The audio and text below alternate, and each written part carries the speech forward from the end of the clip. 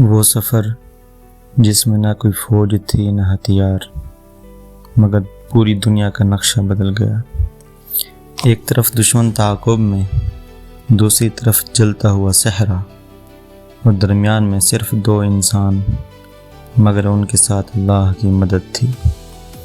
کیا آپ جانتے ہیں وہ کون سا لمحہ تھا جب ایک دشمن محافظ بن گیا اور بے گھر قافلہ دنیا کی سب سے طاقتور امت کی بنیاد بن گیا؟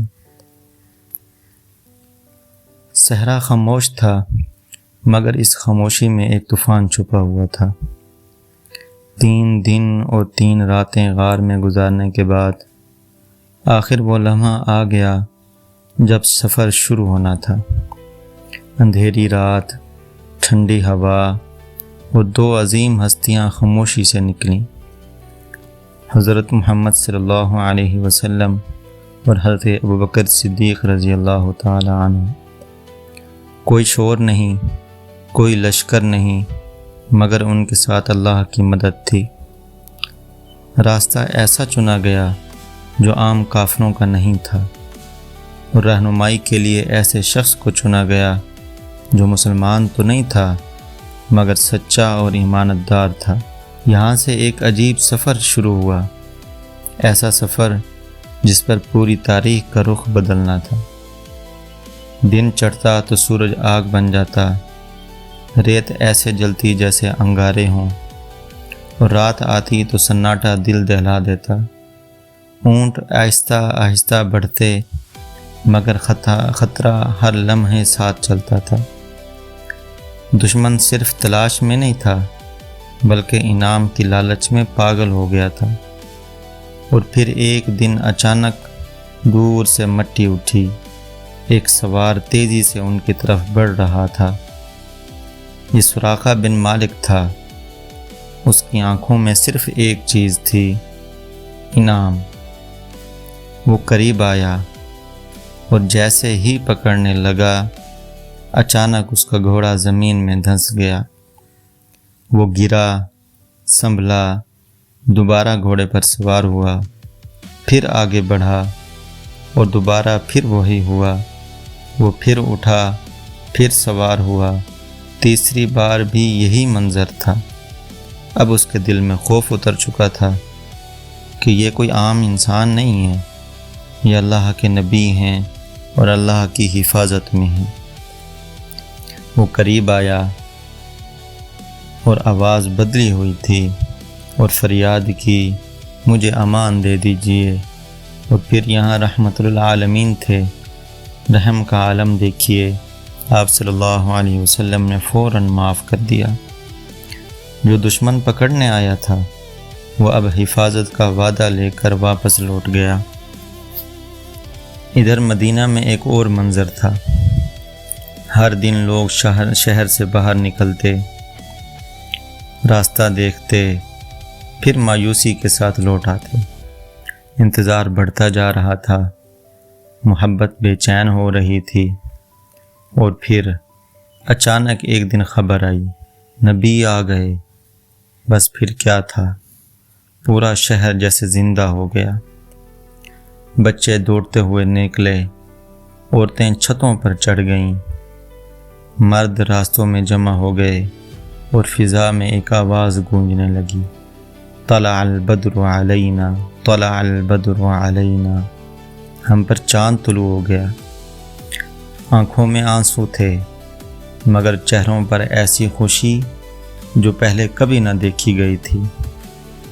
ہر کوئی چاہتا تھا کہ حضور علیہ السلام اس کے گھر قیام کریں، مگر جواب آیا، میری اونٹنی کو چھوڑ دو، یہ اللہ کے حکم سے چلے گی۔ سب کی نظریں اس اونٹنی پر تھیں۔ وہ چلتی رہی، گلیاں مڑتی رہی، اور پھر ایک جگہ جا کر بیٹھ گئی، اسی جگہ پر جہاں آج مسجد نبوی کا قیام ہے۔ لیکن یہ صرف آمد نہیں تھی، یہ ایک انقلاب کا آغاز تھا۔ سب سے پہلے مدینہ میں مسجد بنائی گئی، مگر وہ مسجد صرف عبادت کے لیے نہیں تھی، وہ عدالت بھی تھی، وہ درسگاہ بھی تھی، اور حکومت کا مرکز بھی تھی۔ حیرت کی بات یہ تھی کہ اس کی تعمیر میں صحابہ کرام کے ساتھ ساتھ حضور علیہ السلام خود پتھر اور اینٹیں اٹھا رہے تھے۔ سبحان اللہ۔ پھر ایک ایسا معاہدہ ہوا جس نے دنیا کو حیران کر دیا، میثاق مدینہ۔ مختلف مذاہب، مختلف قبائل، مختلف قومیں، مگر ایک نظام کے تحت، جہاں انصاف سب کے لیے برابر تھا۔ اور پھر ایک ایسا بازار قائم کیا گیا جہاں نہ ٹیکس لگایا جاتا، نہ کسی پر ظلم ہوتا اور نہ کوئی ذخیرہ اندوزی کرتا، صرف اور صرف خالص انصاف تھا۔ مگر ابھی حیران کن اور ایک انوکھا قدم باقی تھا جو آج تک کسی نے نہ اٹھایا تھا، اور وہ تھا بھائی چارہ۔ مہاجرین اپنا سب کچھ چھوڑ کر آئے تھے، اپنا گھر، اپنا مال، اپنی زمینیں، اپنا جائیداد، کچھ بھی ساتھ نہ تھا۔ اور یہاں مدینہ میں انصار مدینہ کے پاس سب کچھ تھا۔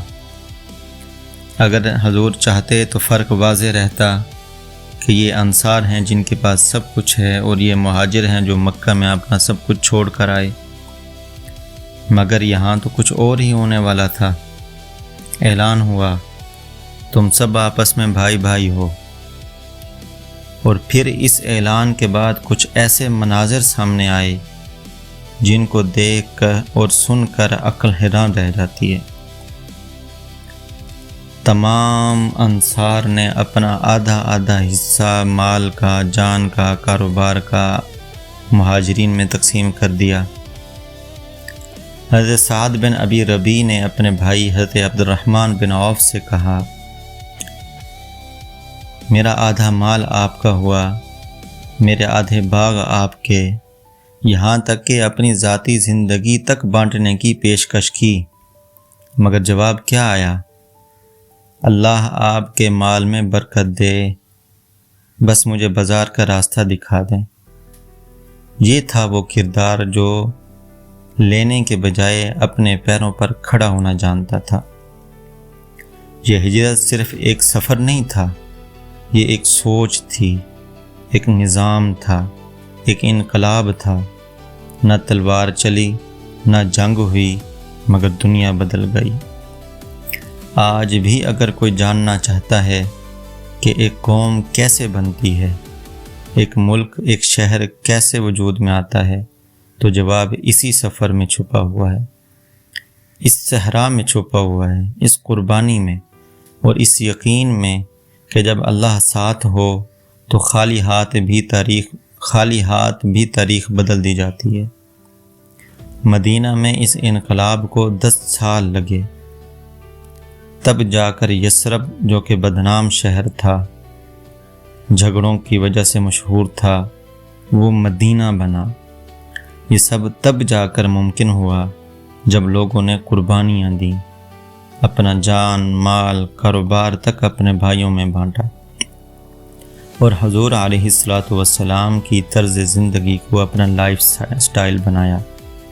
حضور علیہ السلام کی سنتوں کو اپنی زندگیوں میں لے کر آئے، کیونکہ یہ ہجرت صرف مکہ سے مدینے کا سفر نہیں تھا، بلکہ یہ خوف سے ایمان کا سفر، کمزوری سے طاقت کا سفر، اور بکھرے ہوئے لوگوں سے امت بننے تک کا سفر تھا۔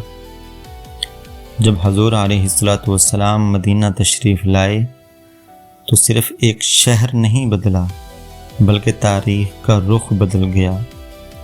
وہ ریت، وہ صحرا، وہ تھکن آج بھی گواہی دیتے ہیں کہ جب نیت خالص ہو اور یقین مضبوط ہو تو اللہ تعالیٰ خالی ہاتھ لوگوں سے بھی بہت کچھ کروا سکتے ہیں۔